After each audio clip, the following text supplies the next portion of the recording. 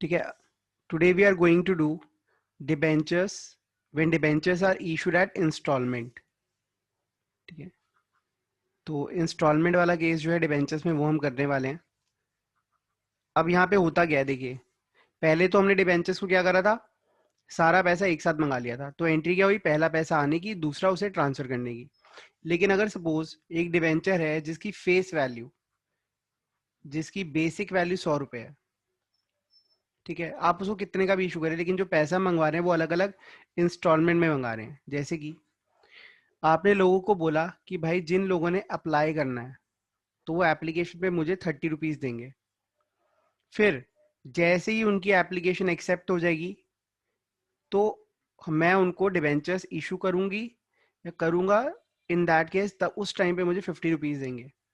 उसके बाद मैं फर्स्ट कॉल करूंगी, तो फर्स्ट कॉल पर कंपनी ने कहा मैं फर्स्ट कॉल करूंगी तो मुझे 10 रुपए और दोगे तुम, और फिर मैं फाइनल कॉल पे 10 रुपए और मंगा लूंगी। इसका टाइम फिक्स होता है कब कब वो पैसा मंगवाएगी, या फिर उसमें लिखा होता है जब कंपनी को जरूरत होगी तब वो कुछ टाइम पहले आपको बताएगी और आपको उस टाइम के अंदर अंदर पैसा सबमिट कराना पड़ेगा। अब देखिए यहाँ पर डिबेंचर लेने पूरे 100 रुपए हैं, लेकिन वो ले रहे हो आप इंस्टॉलमेंट्स में, तो जर्नल एंट्रीज भी इंस्टॉलमेंट्स में होंगी। अब वो कैसे होंगी ये देखिए। सबसे पहली जर्नल एंट्री यहाँ पे होती है जब लोग अप्लाई करते हैं और आपको पैसा देकर जाते हैं, तो सबसे पहली एंट्री होती है फॉर एप्लीकेशन मनी रिसीव्ड। ठीक है, एप्लीकेशन मनी यहाँ पे रिसीव हुई तो बैंक अकाउंट डेबिट हो जाता है, पैसा आ गया हमारे पास।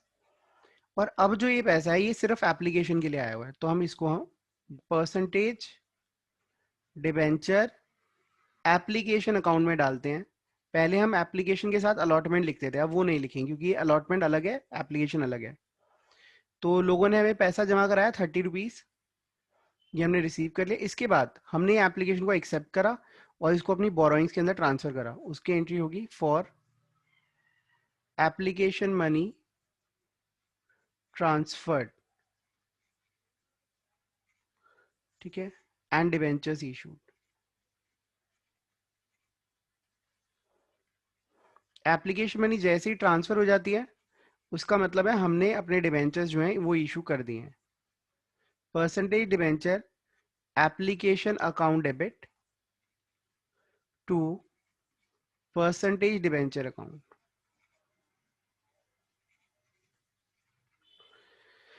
ठीक है जी, तो ये हमारी दो एंट्रीज तो वही रही, सिर्फ एप्लीकेशन एंड अलॉटमेंट की जगह एप्लीकेशन आ गया क्योंकि अलॉटमेंट अलग से मंगाएंगे। अब देखिए लोगों ने हमें 30 रुपीज दे दिया और 30 रुपीज हमने दिखा दी, ये उधार हो गया हमारे ऊपर 30 रुपीज का।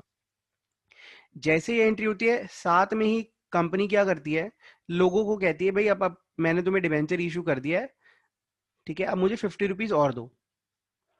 जैसे ही कंपनी लोगों को बताती है तो कंपनी अपने रिकॉर्ड्स के अंदर उन्हें अपना डेटर बना लेती है। ठीक है, डेटर मतलब पैसा लेना होता है जिनसे हमें, तो डेटर्स अकाउंट डेबिट। डेटर्स हमेशा जब बढ़ते हैं डेबिट होते हैं और जब कम होते हैं तो क्रेडिट होते हैं। तो कंपनी डेटर्स खड़े कर देती है कि जी मैंने लोगों से 50 रुपए लेना है। ठीक है, 50 रुपीज हमने लेना है, डेटर्स खड़े हो गए। और वो क्यों लेना है, किस लिए, उधार लेना है ना। तो यहाँ पर उधार मतलब किस लिए पैसा लेना है, ये डिबेंचर के लिए पैसा लेना है, बोरो कर रही हूँ वो पैसा। तो कंपनी दिखाती है कि मैंने 50 रुपए उधार मांगा था लोगों से, वो उन्होंने देना है, तो मैंने अपनी लायबिलिटीज अभी से ही बढ़ा दी। मैंने जैसे ही कहा कि भाई मैंने पैसा लेना है, और किस लिए लेना है, डिबेंचर्स के लिए, बोरो करा है मैंने पैसा, उधार लिया है। फॉर एग्जाम्पल अगर मैं किसी से पैसा उधार लेता हूं तो एंट्री क्या होती है, कैश टू लोन, है ना। लेकिन अगर वो बंदा अभी पैसा नहीं दे रहा, कह रहा मैं दे दूंगा, तो उस केस में क्या होती है एंट्री, डेटर टू लोन। ठीक है, मैंने उससे पैसा लेना है, अभी अभी उसने पैसा दिया नहीं है। ठीक है, तो यहाँ पर मैंने डेटर्स खड़े कर दिए कि 50 रुपीज मैंने लेना है, परसेंटेज डिवेंचर। अब यहाँ पे डेटर्स की जगह हम नाम चेंज कर देते हैं। ठीक है, यहाँ पे हम लिखेंगे for allotment money called, allotment money due and called. जैसे ही हमने चिल्ला चिल्ला के बताया डेटर्स को कि भाई अब आप लोग अपने 50 रुपए लेकर आओ डिवेंचर होल्डर्स को, तो वो सारे हमारे बुक्स में डेबिट हो गए और उनका नाम हमने रख दिया, डेटर्स की जगह नाम रख दिया डिबेंचर अलॉटमेंट अकाउंट। हमने यहाँ पे दिखाया है कि भाई डिबेंचर अलॉटमेंट का इतना पैसा हमने लेना है, 50 रुपीज लेना है। क्यों? क्योंकि हमने बोरोइंग्स, ये पैसा हमने बोरो करा हुआ है, ठीक है, फॉर डिबेंचर्स। तो 50 रुपए हमने अलॉटमेंट के लेने फॉर डिबेंचर्स। तो ये जो डिबेंचर अलॉटमेंट अकाउंट है ये डेटर्स रिफ्लेक्ट करता है कि हमने लोगों से पैसा लेना है। अब सपोज किसी से पैसा लेना है तो वो डेबिट हुआ, डेटर्स डेबिट हुए। जब उससे पैसा आ जाता है, कोई डेटर हमें पैसा दे देता है, तो एंट्री पता है क्या होती है? Cash to debtors. डेटर्स बढ़ते हैं तो डेबिट, कम होते हैं तो क्रेडिट हो जाते हैं। जब हमने लोगों से पैसा लेना है तो वो डेबिट, और जब वो कम हुए तो क्रेडिट हो गए, ठीक है। अब देखिए, हमने अलॉटमेंट मनी ड्यू करी, ठीक है। अलॉटमेंट मनी ड्यू करने के बाद वो अलॉटमेंट मनी लोग हमें देंगे, फॉर अलॉटमेंट मनी रिसीव्ड,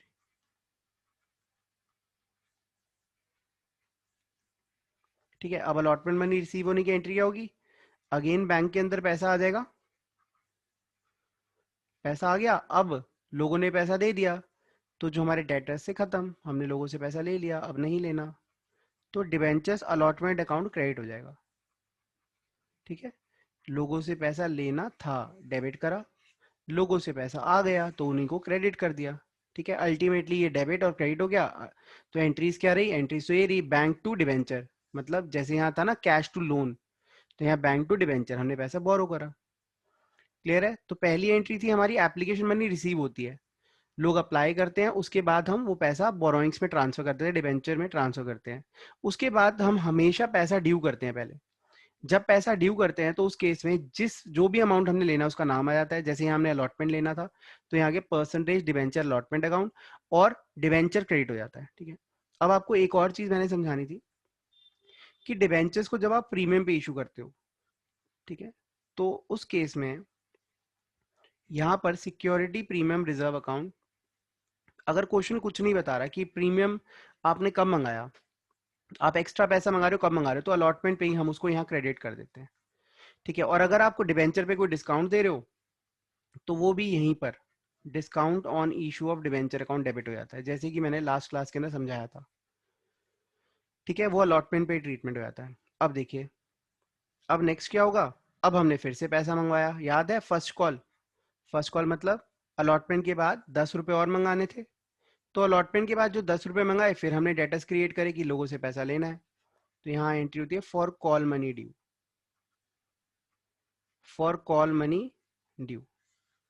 अब लोगों से पैसा लेना है, किस चीज का पैसा लेना है जी? डिबेंचर फर्स्ट कॉल लेनी है, percentage debenture first call account debit. तो मेरे डेटर्स का नाम क्या हो गया? फर्स्ट कॉल, ठीक है।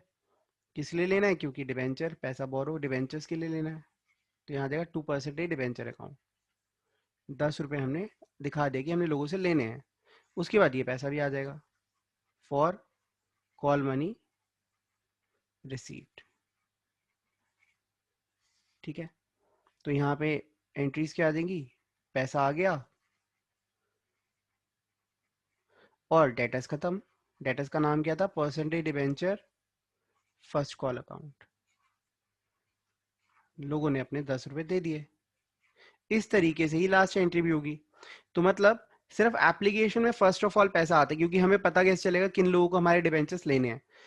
उसके बाद हम हमेशा पहले ड्यू करते हैं पैसा, फिर आता है, ठीक है। जैसे आप कोई फोन का कनेक्शन लगवाने जाते हो तो वो पहले आपसे एडवांस लेते हैं, पहले बिल का, उसके बाद आपका बिल आता है तब आपको पेमेंट करनी होती है। तो इसी तरीके से डिबेंचर्स में भी हम जब पैसा लोगों से उधार ले रहे हैं तो पहले तो लोग हमें 30 रुपीज अप्लाई करने के लिए, जिन लोगों ने भी डिबेंचर लेना है वो देकर जाएंगे। उसके बाद हम जैसे जैसे पैसा ड्यू करते हैं, अलॉटमेंट ड्यू करी अलॉटमेंट आ गई, कॉल मनी ड्यू करी कॉल मनी आ गई, ठीक है।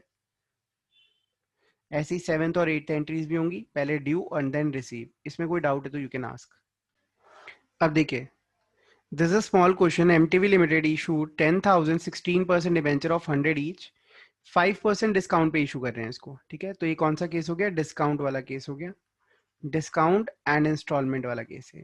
तो आप इसकी हेडिंग डाल देंगे यहाँ पे। अमाउंट कॉल्ड एज फॉलोज, 40 रुपए, 45 रुपए और बैलेंस। बैलेंस कितना बचा? 100 की चीज पर 5 रुपए डिस्काउंट दे दिया, तो ये कितना हो गया? 95, है ना। तो 95 में से 85 ही हो गए, बैलेंस कितना रह गया? 10, ठीक है। तो फाइनल कॉल पे 10 रुपए मंगवाए। डिबेंचर कितने का है? 100 रुपए का, फेस वैल्यू है 100 रुपए, इशू प्राइस कितना है? 95, ठीक है, चलें आगे। अब देखिए सॉल्यूशन कैसे होगा इसका।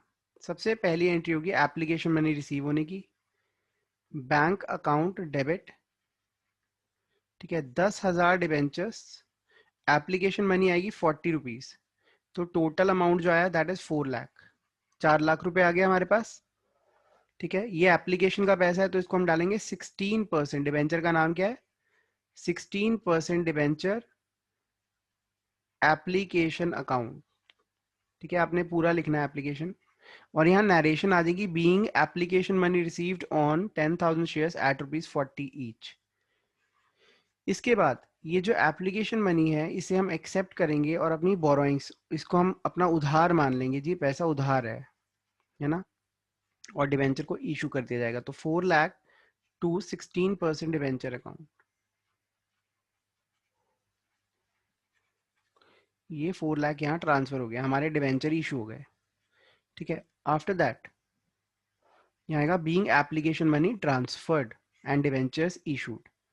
इसके बाद अलॉटमेंट का पैसा ड्यू होगा, हम लोगों से पैसा मंगवा रहे हैं, देखो 16% debenture account, debenture allotment account.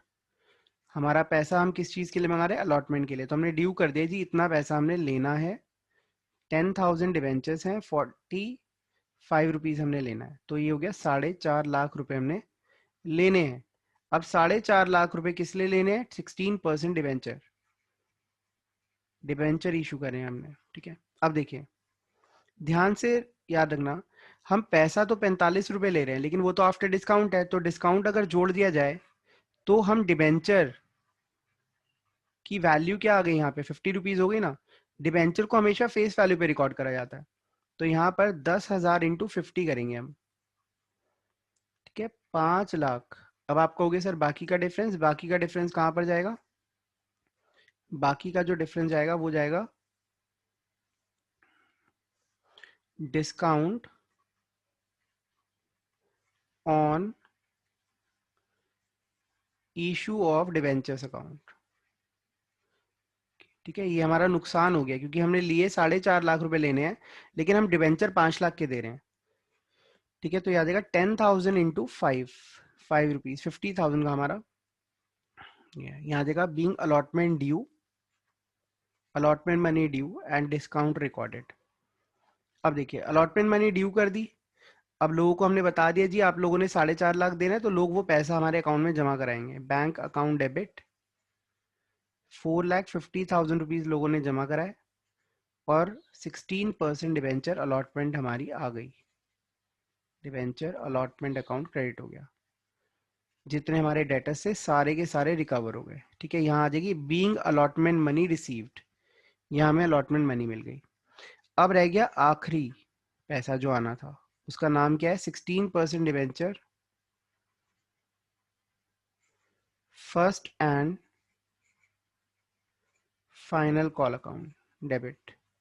तो ये आ जाएगा 10,000 into 10 rupees, 1 lakh rupees, to 16% debenture account.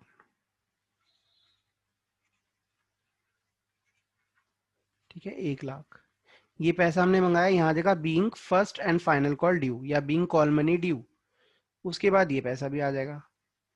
ठीक है, पैसा लेना है और पैसा फिर आ गया। कितना पैसा आएगा? 1 लाख रुपीज हमें रिसीव हो जाएगा। Bank account debit to 16% debenture first and final call account. इसको बस फॉर्मेट के अंदर डालना है, जर्नल का जो पूरा फॉर्मेट होता है, बीइंग कॉल मनी रिसीव्ड। कोई इसमें कोई डाउट है तो यू मे आस्क। अगर आप इस पूरे क्वेश्चन के अंदर देखें तो हमारे एसेट साइड पे बैंक में कितना पैसा आया? 10,000 इंटू 95। ठीक है, 9,50,000। उधार कितने का चढ़ा? 16% डिबेंचर, उधार चढ़ा पूरा 10 लाख रुपए का। और नुकसान जो है वो हम एसेट साइड पे दिखाएंगे। जब तक नुकसान जो है प्रॉफिट एंड लॉस अकाउंट में डेबिट नहीं करा जाता, तब तक उसका बैलेंस एसेट साइड पे अपीयर होता है, और इस नुकसान का नाम है डिस्काउंट, है ना। तो ये एसेट साइड पे अपीयर होता रहेगा। जैसे एसपीआर क्रेडिट साइड पे अपीयर होता है, लायबिलिटी साइड पे अपीयर होता है, जो लॉस है वो एसेट साइड पे अपीयर होता है। अब देखिए इतने सारे अकाउंट्स हमने खोले, लेकिन बचे सिर्फ 3 account, debenture account, bank account और डिस्काउंट अकाउंट। ऐसा क्यों? एप्लीकेशन अकाउंट 4 लाख से क्रेडिट हुआ, 4 लाख से डेबिट हो गया, ठीक है। सिमिलरली अलॉटमेंट अकाउंट डेबिट हुआ, देन सेम अमाउंट से क्रेडिट हो गया। फर्स्ट कॉल अकाउंट डेबिट हुआ, देन सेम अकाउंट से क्रेडिट हो गया। तो इन सब अकाउंट्स का रोल क्या है? इन सब अकाउंट्स का रोल है to implementation of particular system और प्रोसेस। एक प्रोसेस से जब हम पैसा लेते हैं तो हम पहले ड्यूज क्रिएट करते हैं, उसके बाद वो पैसा रिसीव हो जाता है, तो उन अकाउंट का बैलेंस जीरो हो जाता है, उनका कोई रेलिवेंस नहीं होता फिर, ठीक है। तो हमारे ये सिस्टमैटिक प्रोसेस बनाने के लिए कि हम जो पहले पैसा ड्यू करेंगे फिर रिसीव करेंगे, उसके लिए हमें टेम्परेली ये अकाउंट्स खोलने पड़ते हैं कि हमने लोगों से पैसा लेना है, फिर आ गया, फिर दोबारा लेना है, क्रिएट करा, खड़ा करा डेटर, फिर आ गया वो पैसा, डेटर्स खत्म, फिर दोबारा लेना है थर्ड टाइम, डेटर्स क्रिएट करे, देन खत्म कर दिए, ठीक है। डेटर्स के नाम चेंज होते जा रहे हैं, पहले जैसे अलॉटमेंट के लिए पैसा लेना है, देन फर्स्ट कॉल के लिए, देन कोई भी आगे की कोई कॉल है तो उसके लिए, ठीक है। इसमें कोई डाउट है तो पूछ लो। देखिए अब हमारा टॉपिक जो है that is issue of debentures considering redemption in future. तो ये क्या कह रहा है? कह रहा है जब आप आज डिबेंचर इशू कर रहे हो और आपने भविष्य में पैसा लौटाना है, तो आप दोनों के बीच में, कंपनी के बीच में और डिबेंचर होल्डर के बीच में क्या हो रहा है? एक तरह का एग्रीमेंट हो रहा है कि मैं तुझसे आज पैसा ले रहा हूं लेकिन फ्यूचर में तुझे वापस करूंगा, ठीक है। आप सपोज आज जो डिबेंचर आप इशू कर रहे हो वो है, उसकी फेस वैल्यू है 100 रुपए, ठीक है। आपने डिबेंचर होल्डर को बोला जितने का भी आप डिबेंचर दे रहे हो, लेकिन उसकी फेस वैल्यू पे बात करेंगे तो फेस वैल्यू 100 रुपए। आपने कहा मैं 100 रुपए का डिबेंचर दूंगा और उसको कुछ समय बाद मैं तुझे जब पैसा वापस करूंगा तो तुझे 100 रुपए ही लौटा दूंगा, है ना। तो आज जब हमने देखा कि हमें फ्यूचर में कितना पैसा देना है तो हमें कोई नुकसान नहीं लगा, ठीक है। ये 100 रुपए जो है इसको हम बोलते हैं रिडेम्पशन प्राइस, जो हमने पैसा लौटाना है। तो जितने का डिबेंचर है हम उतना ही लौटा रहे हैं, रिडेम्पशन प्राइस या फिर रिडेम्पशन वैल्यू। पहला पॉइंट ये। दूसरा पॉइंट, अगर आज हमने 100 रुपए का डिबेंचर इशू करा लेकिन हमने उसको कहा कि भाई 5 साल बाद तुझे जब हम रिडेम्पशन प्राइस देंगे, पैसा वापस करेंगे, तो तुझे करेंगे 120 रुपए। आज हमने तय कर लिया कि तुझे 100 रुपए की, जो हम तेरे से डिबेंचर इशू कर रहे हैं तुझे, उसका जब हम तुझे पैसा वापस करेंगे तो तुझे हम देंगे 120 रुपए। तो आज ही हमारे बीच में एग्रीमेंट हो गया कि भाई हमने उसको 20 रुपए एक्स्ट्रा देने हैं, एक्स्ट्रा देने हैं, ठीक है। फ्यूचर में आज ही एग्रीमेंट हुआ, आज ही एग्रीमेंट हुआ कि फ्यूचर में 20 रुपए एक्स्ट्रा देने हैं, ठीक है। तो मतलब हमारे अकाउंटिंग कंसेप्ट कहते हैं, अकाउंटिंग प्रिंसिपल्स कहते हैं कि बेटा जब आपको आज पता चल गया, टुडे यू कैन सी, आप देख सकते हो फ्यूचर को कि आपको 20 रुपए का 5 साल बाद नुकसान होगा ही होगा क्योंकि आपको पैसा एक्स्ट्रा देना पड़ेगा। तो इस 20 रुपए के नुकसान को आप रिकॉर्ड कर लो आज, रिकॉर्ड टुडे। टुडे का मतलब जब आप इशू कर रहे हो, at the time of issue, क्योंकि आपको पता तो चल ही चुका है कि आपने एक्स्ट्रा पैसा देना है। तो क्यों नहीं आज ही आप उस नुकसान के लिए तैयार हो जाओ and make provision for this loss. आपने इसका प्रोविजन बनाना है। सिंपल सी बात, आपको पता है 5 साल बाद आपको कोई चीज लेनी है तो उसका पैसा आप आज ही जोड़ना शुरू कर देते हो, आज ही दिमाग में हमारी सोच बन जाती है कि भाई पैसा जोड़ना हम शुरू कर दें। तो इसी तरीके से आपको अगर कोई एक्स्ट्रा पैसा देना है तो उसके लिए आप आज से ही प्रिपेयर हो जाओगे और उस लॉस को भी आज रिकॉर्ड करोगे आप, ठीक है। अब उसको हम रिकॉर्ड कैसे करेंगे, मैं उसके लिए जर्नल एंट्री बता रहा हूं। इस 20 रुपए जो हमने फ्यूचर में देने हैं, फ्यूचर में हमने एक्स्ट्रा पैसा देना है, ठीक है। इस एक्स्ट्रा पैसे को हम बोलते हैं प्रीमियम ऑन रिडेम्पशन। ये रिडेम्पशन पर हमने प्रीमियम देना है। तो अब इसको हम record, record premium on redemption at the time of issue. आप इस लॉस को आज ही रिकॉर्ड करोगे क्योंकि आपका एग्रीमेंट आज हो चुका है कि 5 साल बाद, 10 साल बाद, 15 साल बाद आपने पैसा तो चुका नहीं है। तो इसकी एंट्री क्या होती है? इसकी एंट्री बस एक एक्स्ट्रा एंट्री रहती है, लॉस ऑन इशू। क्योंकि आप लॉस जो है आज रिकॉर्ड कर रहे हैं तो उसको आप loss on issue of debentures बोलते हैं। ठीक है, ये लॉस रिकॉर्ड हो। क्रेडिट क्या होगा? आपने फ्यूचर में पैसा देना है। अगर फ्यूचर में हमने कोई पैसा किसी को लौटाना है तो वो हमारे लिए क्या बन चुकी है?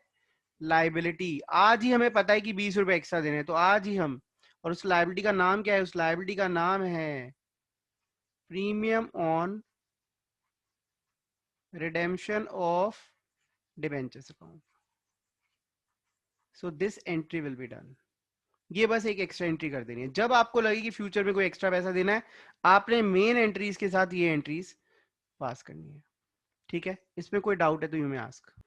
देखिए, so this case is issue at par, redemption at premium. इसका मतलब है हम तो पार पे इशू करें लेकिन पैसा हम रिडेम्पशन के टाइम पे ज्यादा देंगे। तो यहां पर देखिए 9% डिबेंचर हम इशू कर रहे हैं 100 रुपए का एक, फेस वैल्यू 100 रुपए है। ठीक है, और इशू प्राइस भी क्या है? 100 ही है। पार का मतलब क्या हुआ? Issue price is equal to face value. और रिडेम्पशन जो है, रिडेम्पशन प्राइस जो है वो फेस वैल्यू से ऊपर है। ठीक है, redemption price is more than face value. 100 रुपए की फेस वैल्यू, लेकिन जब हम पैसा वापस देने का वादा कर रहे हैं तो 110 देंगे, तो 10 रुपए का हमें एक्स्ट्रा नुकसान हो रहा है। याद रहे, हम फेस वैल्यू से कंपेयर करते हैं, चाहे वो इशू प्राइस हो या पैसा वापस देने की बात हो रही हो। ठीक है, तो अब हम इसको रिकॉर्ड कैसे करेंगे? तो क्वेश्चन को पहले बिल्कुल नॉर्मली सॉल्व करना है। ठीक है, नॉर्मली कैसे हम सॉल्व करते हैं? बैंक अकाउंट डेबिट, हमने 100 रुपए का डिबेंचर इशू करा, bank account debit to 9% debenture application and allotment account. अभी हम एक ही डिबेंचर इशू करके दिखा रहे हैं, बाद में चाहे जितने मर्जी कर लेना। ठीक है, तो ये एप्लीकेशन मनी आ गई, 100 रुपए हमारे पास आ गए। बिल्कुल नॉर्मली क्वेश्चन सॉल्व करना है, कोई चेंज ही नहीं है। 9% debenture application and allotment account debit 100 रुपए टू 9% डिबेंचर अकाउंट।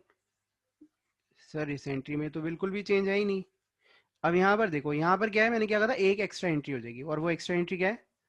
वो एक्स्ट्रा एंट्री है जो हमारा लॉस ऑन, याद है ये एंट्री लिखवाई थी मैंने, ये वाली, ये एक्स्ट्रा एंट्री हो जाएगी।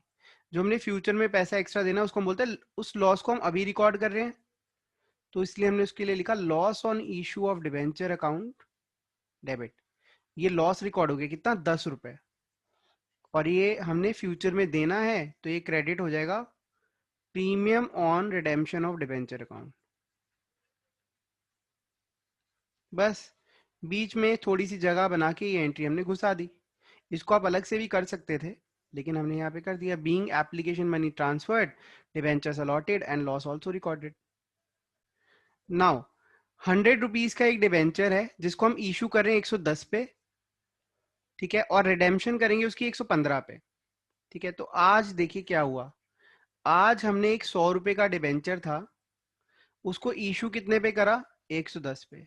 और रिडेम्पशन कितने पे होगी उसकी? कुछ टाइम बाद 115 पे। तो आज 10 रुपए एसपीआर में जाएंगे क्योंकि हम ज्यादा पैसा ले रहे हैं। और आज ही आप देख रहे हो कितना नुकसान हो रहा है। 100 रुपए के डिबेंचर के आप फ्यूचर में कितने पैसे वापस करने वाले हो? फटाफट बताइए। हम 15 रुपीज एक्स्ट्रा वापस करने वाले हैं, तो इसको भी हम आज ही रिकॉर्ड करेंगे। This is called premium on redemption.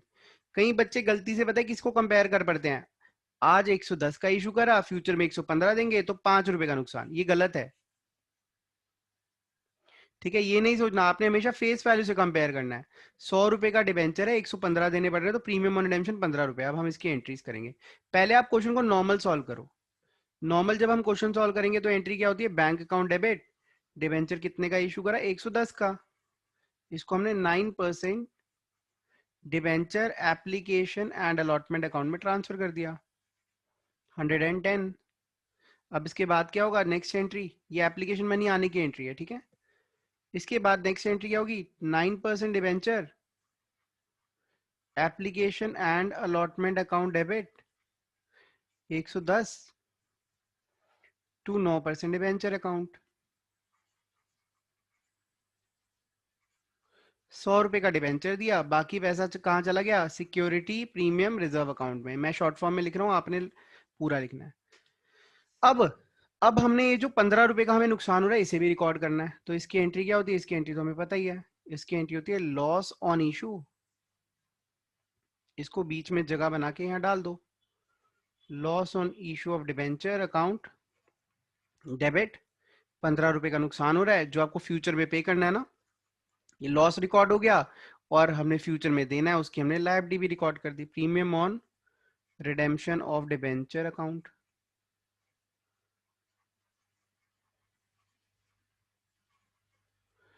इसमें कोई डाउट है तो आप पूछ लो।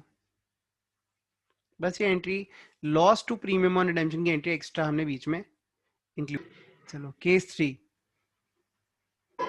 Now case 3 is issue at, इसको रेड से लिख रहा हूं मैं, इशू एट डिस्काउंट। आप पहले ही डिस्काउंट पे इशू कर रहे हो, लेट से 90 रुपीज का डिबेंचर की फेस वैल्यू 100 रुपए, आप 90 का इशू कर रहे हो, और फिर रिडेम्पशन जो करोगे, रिडेम्पशन आप ज्यादा पे कर रहे हो, तो आपको तो दो बार नुकसान हो जाएगा, 115। ठीक है, तो इन दिस केस अब क्या होगा? पहले तो आप नॉर्मली क्वेश्चन को सॉल्व करेंगे। नॉर्मली कैसे सॉल्व करेंगे? देखिए, बैंक अकाउंट डेबिट, अब आपने इशू 90 पे करा है तो 90 डेबिट हो जाएगा to 9% debenture application and allotment account credit हो गया। ठीक है, तो ये एप्लीकेशन मनी आ गई आपको 90 रुपीज। अब आप डिबेंचर इशू करोगे, ध्यान से समझना इसको, Holi Holi, slowly slowly. 9% debenture application and allotment account यहाँ डेबिट हो गया 90 रुपीज, और डिबेंचर में क्या वैल्यू जाती है? Face value. डिबेंचर तो आप कितने का दोगे? 9% डिबेंचर अकाउंट आप 100 रुपए का दोगे, और डिस्काउंट कहाँ डेबिट हो जाएगा? यहाँ पर, discount on issue of debenture account. हमें 10 रुपए का नुकसान आ गया। पहले तो बताओ यहाँ तक समझ आया नहीं आया? अब हमने क्या करना है? अब इसके बीच में हमने एक एंट्री मर्ज कर देनी। कौन सी एंट्री? वही वही जो हमने पहले रिकॉर्ड की थी, loss on issue of debenture account, debenture account debit 15 rupees to premium on redemption of debenture account.